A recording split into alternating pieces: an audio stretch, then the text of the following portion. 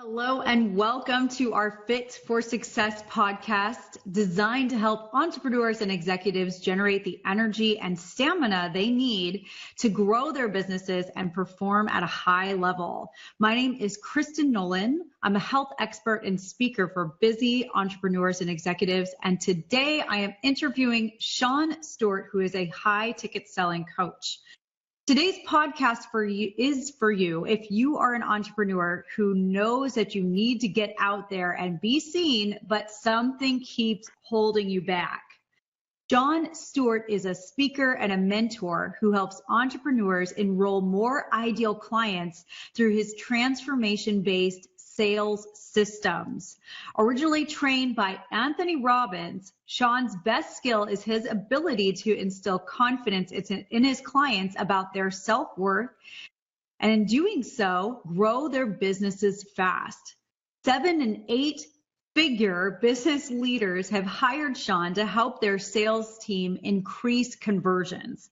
As well, Sean has been featured as an expert on NBC News, Fox News, and in the New York Times.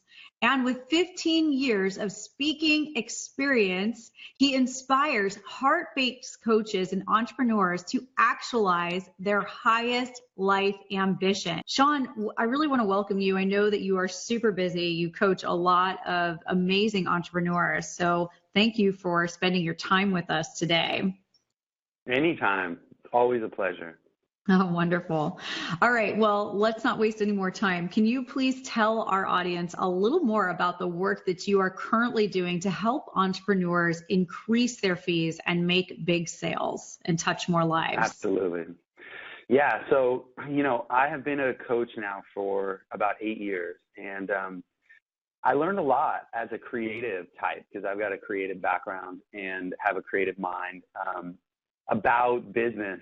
And it's been a lot of there's been a lot of amazing things that I've accomplished, amazing journeys, but there's been some struggle along the way, and most of it has to do with the fact that this industry of entrepreneurship, coaching, service providing, internet marketing is very complicated if you really try to build it out the way that I think a lot of us are aspiring to be leaders in our space. So what I have found is that the simplest path to success, where you can create stability and profitability and build a base where you have the ability to then build more of the higher leverage things that you want, it all really comes down to utilizing high ticket sales.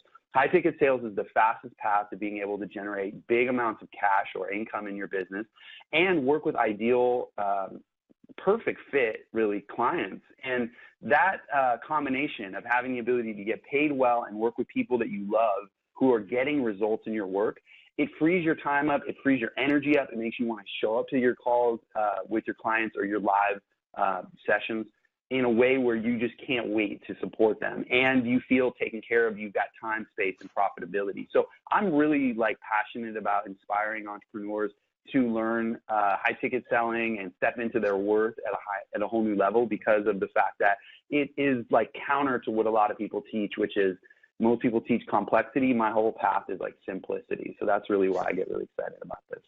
Yeah, and I really love that. And I think it goes hand in hand with our podcast and the goal of our podcast, which is to create ease in your professional life so you have time to take care of yourself. And I couldn't agree with you more about the high ticket selling. It is amazing to me, and it never ceases to amaze me how incredible my clients are that invest in themselves at a super high level. They're really in it to win it.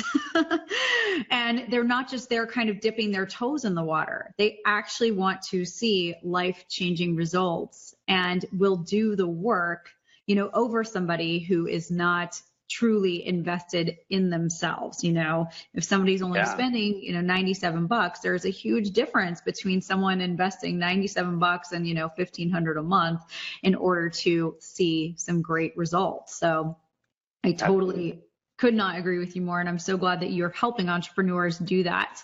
So tell me this, I know you are a brand new dad. Congratulations. Amazing. You. I know you host a ton of events and you're constantly on the go and you're constantly helping others.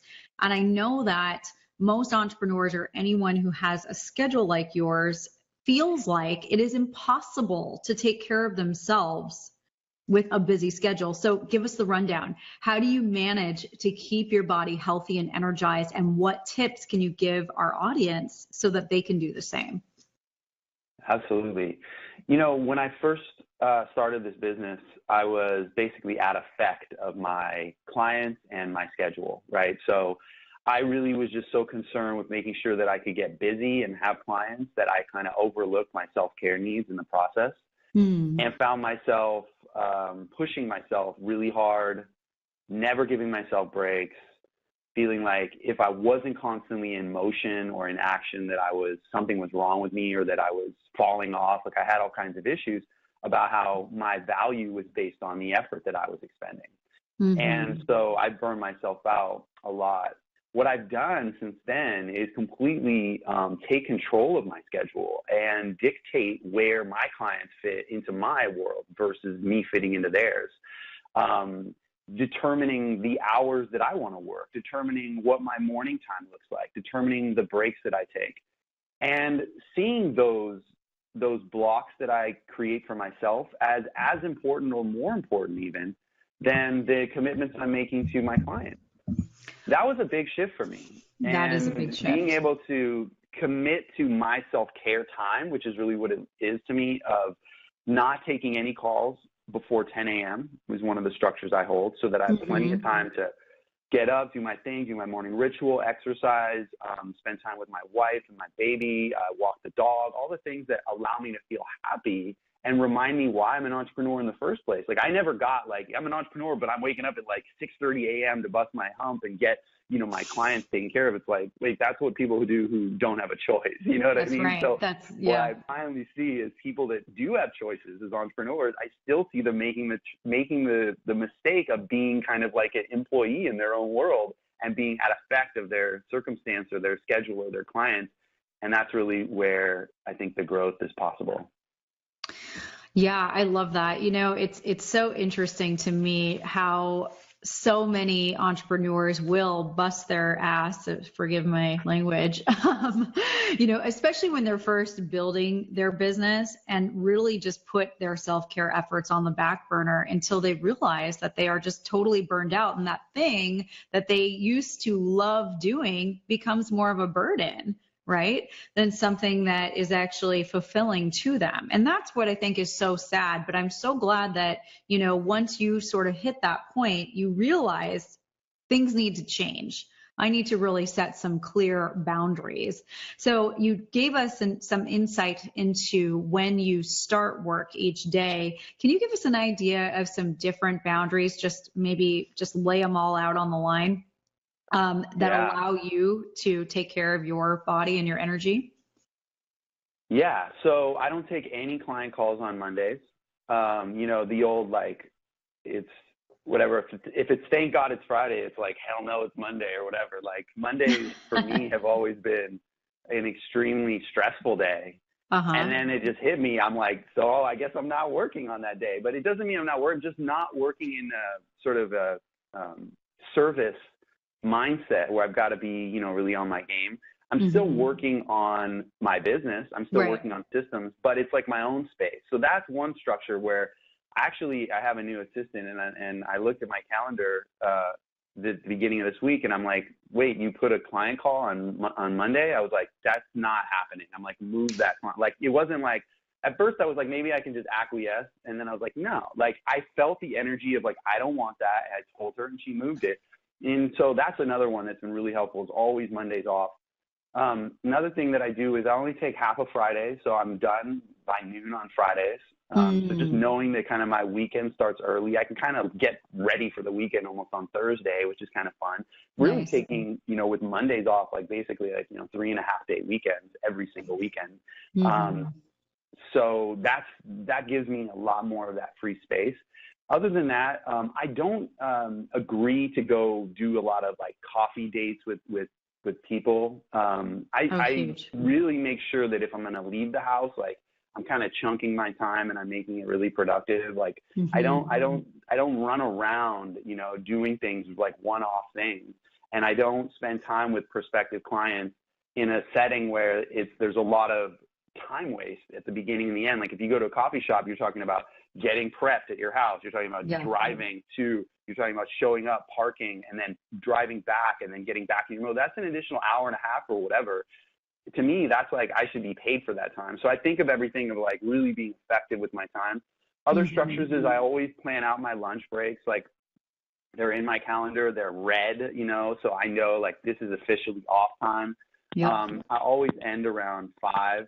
You know, sometimes it goes to 5:30, but I'm pretty strict about not taking client calls. Like 4 o'clock is like, for me, Pacific time is the time where like I try to avoid having calls come in. I try to pack my calls in from like 10 to like 3, maybe 4 at the tops. And that way I've got the early morning and I've got the rest of the day. And I silo my days. So one day, like Tuesday is more about like marketing activities, whereas like Wednesday and Thursday is more about service delivery. And again, Friday's kind of like pretty much off, right? So those are really the 3 days that I really focus on. It's like marketing, service delivery, or I might do some content creation as well in there in probably in Wednesdays and Thursdays, because I don't have a huge client load, because again, I have high ticket clients and I have group programs, so I've got some free space. So those are some of the structures. I've got a lot of other rules like that I have with my clients that are just like self-care rules. I love it. Tell us about those. Are really important. Well, the self-care rules are really things like not being okay with like going to coffee dates with people or whatever, like making commitments to yourself. Like this just doesn't happen in my business, like just strong commitments. There's like a list of them that I'm building off the top of my head. I'm actually kind of blanking on what some of those are, but there's a ton of these little like kind of shifts that I've made that I share with my clients that help them to hold boundaries. Yeah, well, that's really huge. You know, I just did this podcast and we were talking about boundaries. And boundaries are some of your biggest time savers and your biggest self-care advocates, in my opinion.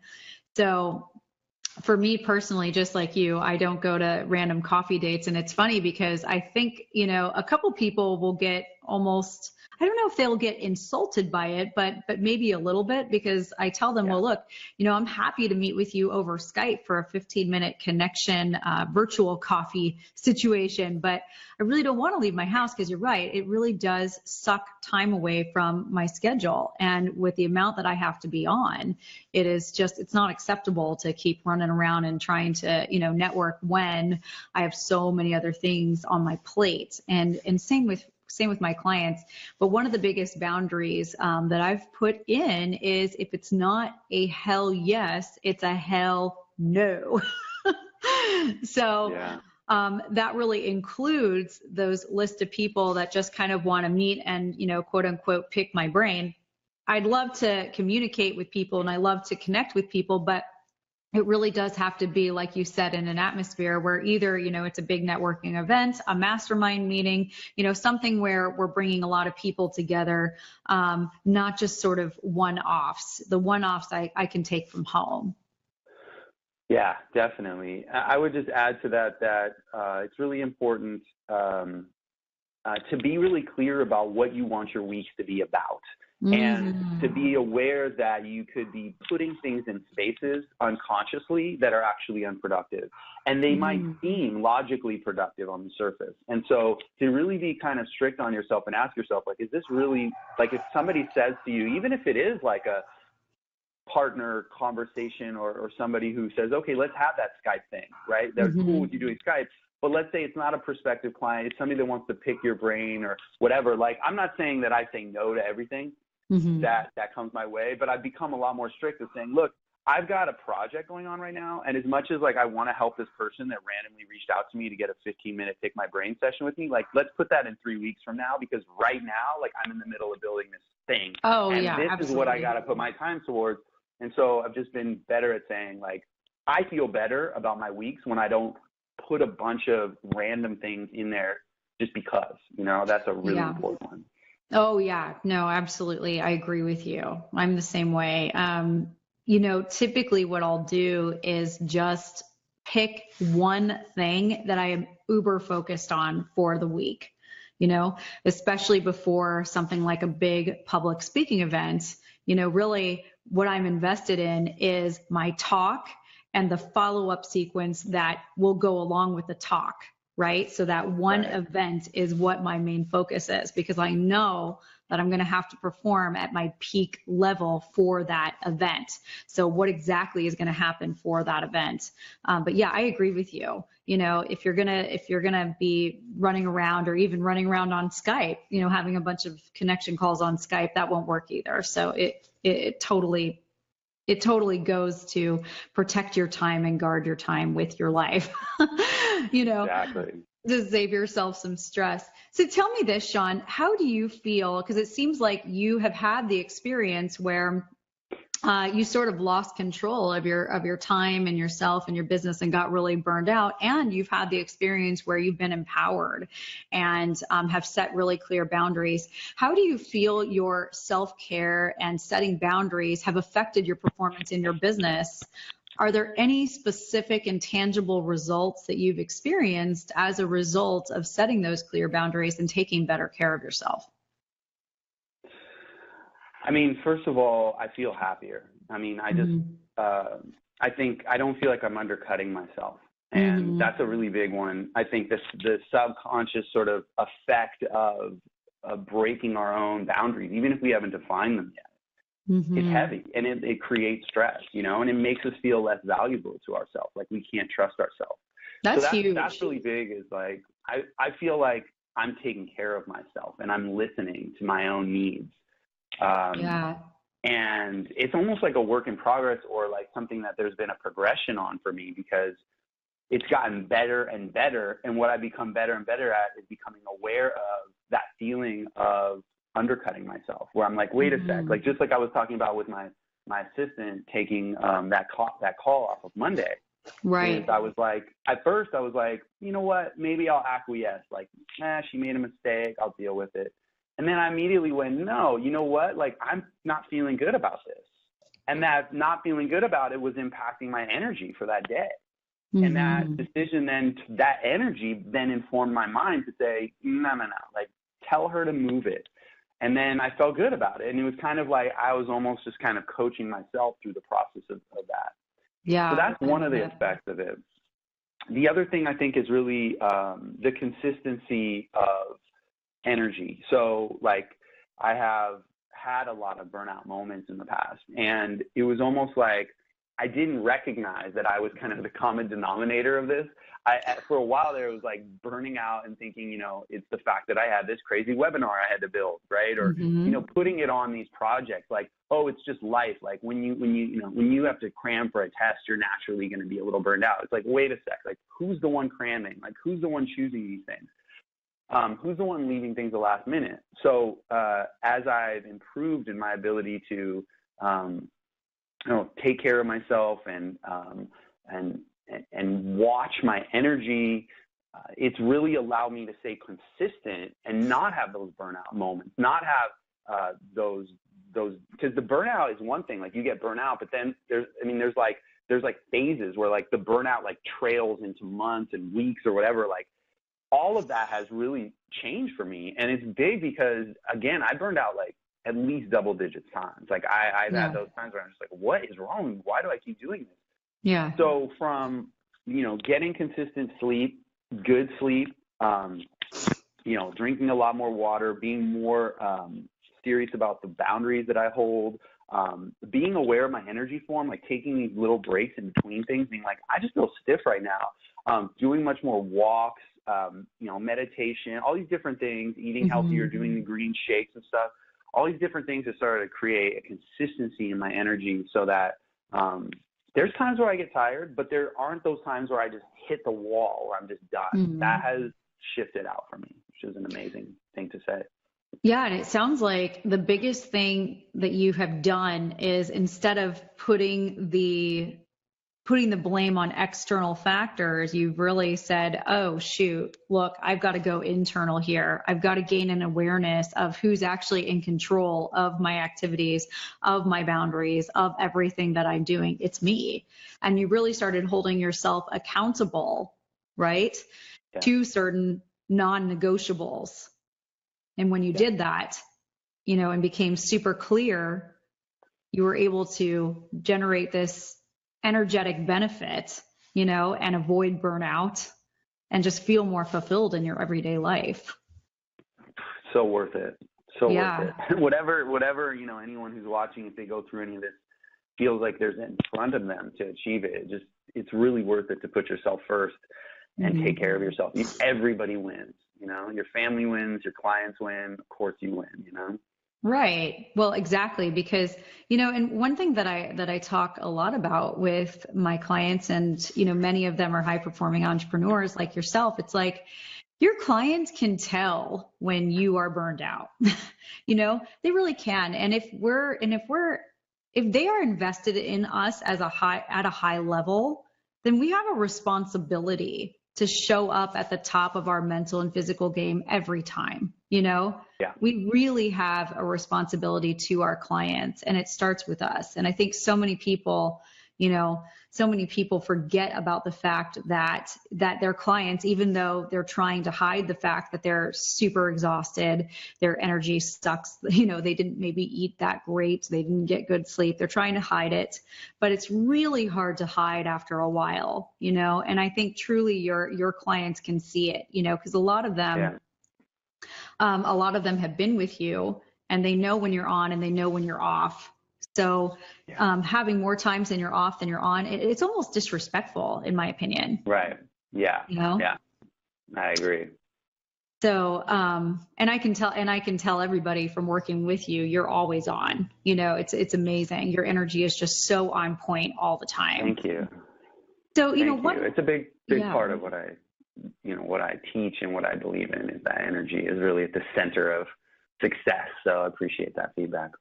Oh, totally. Actually, you know, you have a very awesome, it's almost a ritual, right? That you go through before you get on every call or have an interaction in a public setting, you know, whether it's a speaking gig or you're getting on a podcast or whatever. You want to take us through that process a little bit, or just kind of outline it for people? Yeah, absolutely. Absolutely. So, the first thing is to notice what level of energy you're at on a scale of 0 to 10, right? So for anyone listening, watching, you know, just take a note, like, where am I at? 10 being you're fully alive, you're fully vibrant, you're fully present. 0 being like, you know, you're asleep. Where are you on that spectrum? So give yourself a number, just so that we have a kind of a baseline. And then from there, I highly recommend that, you know, you stand up. Like I probably gonna have to move this a little bit so you can see me, but you know, if we don't engage our physiology, the chances of us being able to actually get in a great state are pretty low, because our physiology is really at the center of our ability to change our state. So if we're like, you know, hunched over, or if we're, you know, in sort of our head down, we tend to feel that way that we hold our body. So then we step into our physiological best kind of stance. And I ask my clients to envision or remember a time in which they felt amazing, when they felt like, maybe it was when they had a standing ovation at an event where they were speaking, or maybe it was when they were coming out of a yoga class. Like, when was the moment when you felt vibrant, when you felt alive, right? So what I ask my clients to do is close their eyes and stand, and then think about that moment. See it as if it's happening now. Feel what you felt at the time. See what you saw at the time in your mind's eye. Hear what you heard. Take on the physiology. How did you stand at the time? What did you focus on? What was the beliefs that you held about yourself or about life at that time? And then you see that moment like a movie, and you can rewind it. You can start at the beginning and go to the peak of it and start again. But when you go from the beginning to that peak, like, when was the moment within that moment that was the most powerful?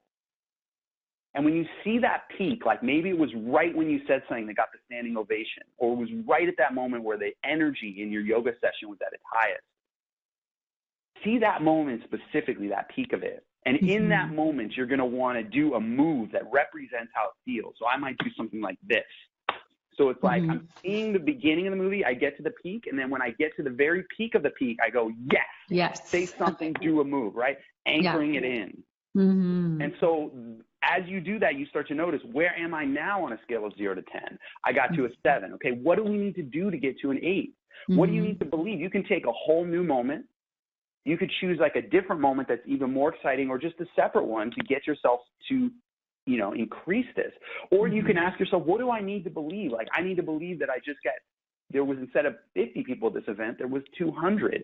See 200 people. See your dream home. See waking up in front of the most idyllic, location that you'd like to live. And as you do this, sort of say, I'm at an 8, I'm at a 9, and get yourself to that 10, and then just really own it. Like, yes, I got there, right? At which point you can go back to whatever you were doing. But now you've just taken that quick, 5-10 minutes to elevate your game. And that really, if you do that on a regular basis, what happens is that when you are on, let's say, a call like this, where I'm with you, and you don't have time to do the whole thing, all you got to do is this. That one move that you did becomes a shortcut. And so when you don't have time, when you're about to go into a meeting, when you're about to have a sales conversation with somebody, do your little booster move. And that's the point of it, is that it quickly connects you back into that level 10. And so it's like your quick shortcut to it. So it's super powerful. Oh, I love it. That's so fun. And you would do that with us on our calls. And I thought that was just the funnest thing. And I totally had my moment.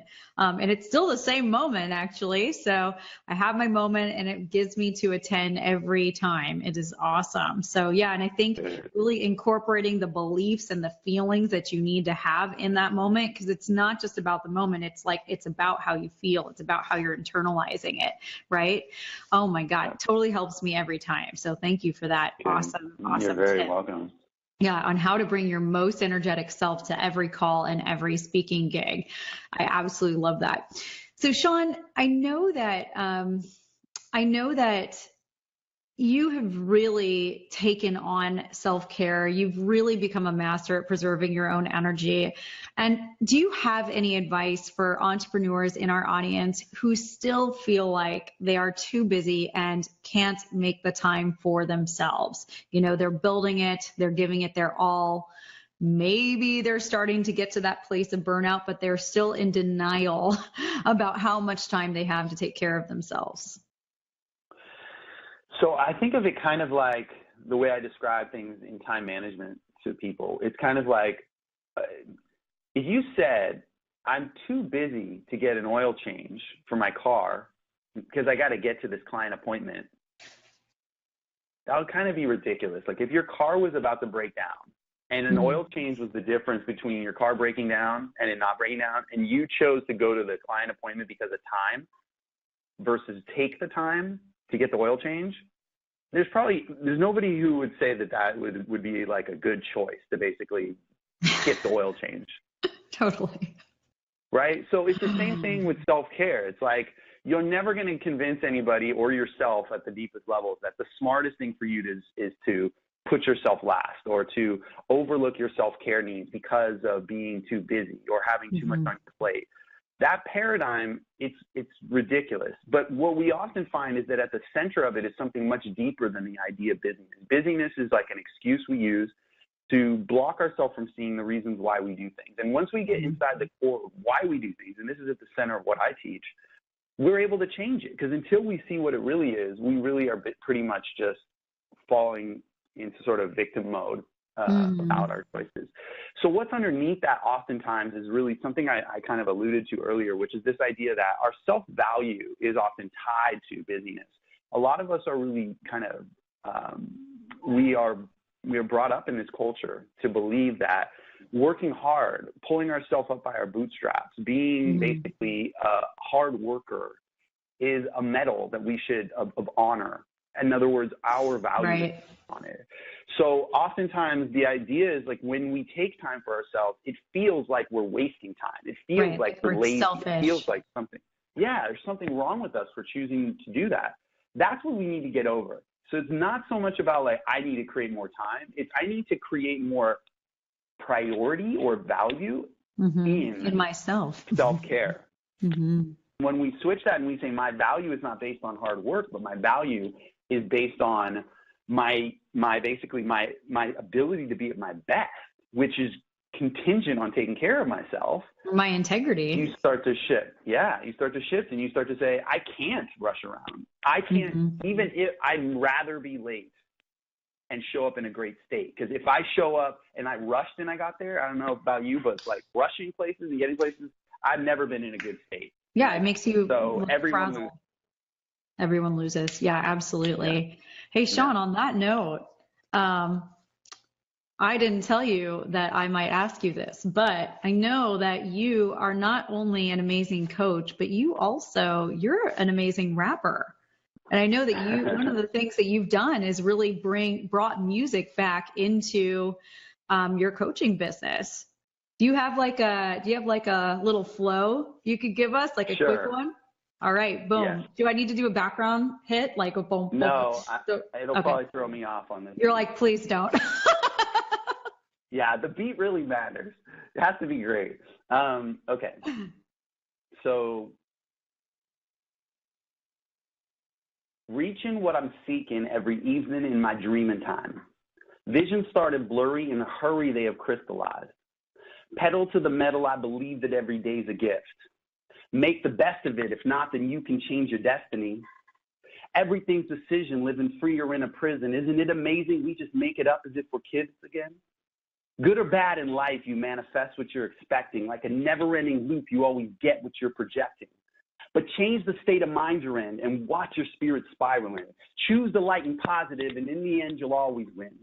My hope is that today can be the day that you can draw the line. Let this moment take you to the breaking point, the final time, that you allow yourself to be happenstance or half aligned. Instead, we make a path, that we create the path that we walk upon. And now your vision flows like you wrote a bit of code inside the GPS of life, and now you know just where to go. And Facebook's going crazy. I love it. Thank you so much. That was awesome. I'm glad that you asked. That was fun. Oh my God, I know. I was like, I have to get him to do a little flow for us. He is absolutely amazing. Okay, so if you are in our audience and you want some of the amazing Sean Stewart in your life, and you're an entrepreneur who wants to learn how to really capture your energy, close high ticket sales, and serve your clients at the highest level, you will absolutely want to get on Sean's list. Sean, how can our audience learn more about you? Yeah, so I have an amazing tool that I built that allows my clients, and now anybody that I give this tool to be able to up-level your prices and step into your worth at a whole new level and design packages that you can sell at high ticket. It's called the Diamond Package Designer, and it's really this 5-step system that I'm just giving away, so it's super valuable. So if you'd like the Diamond Package Designer and walk through this 5-step system that, again, I designed for my high-end VIP clients to use, that helps you build out, again, your prices, your packaging, and get the confidence to offer it, you just go to tinyurl.com/design your diamond. So tinyurl.com/design your diamond. We'll get that in your inbox immediately, and it'll also keep us in touch and give you more access to some of the stuff that I'm doing. I love it. Well, thank you so much, Sean. It's been a real pleasure having you. And I want to thank our audience for being here. Thank you so much for joining us on Facebook Live today. And if you love this interview and you want to connect with Sean, please do so at his website. And if you are searching for a way to up-level your energy, to get rid of cravings, and to show up at the top of your mental and physical game and perform at a high level, then please go ahead and visit fitforsuccessquiz.com. Again, that's fitforsuccessquiz.com, and take my assessment so we can see what areas are missing in order for you to feel your best. All right. Thank you, everybody, for joining us today, and we will see you next time on Fit for Success. Bye. Thank you.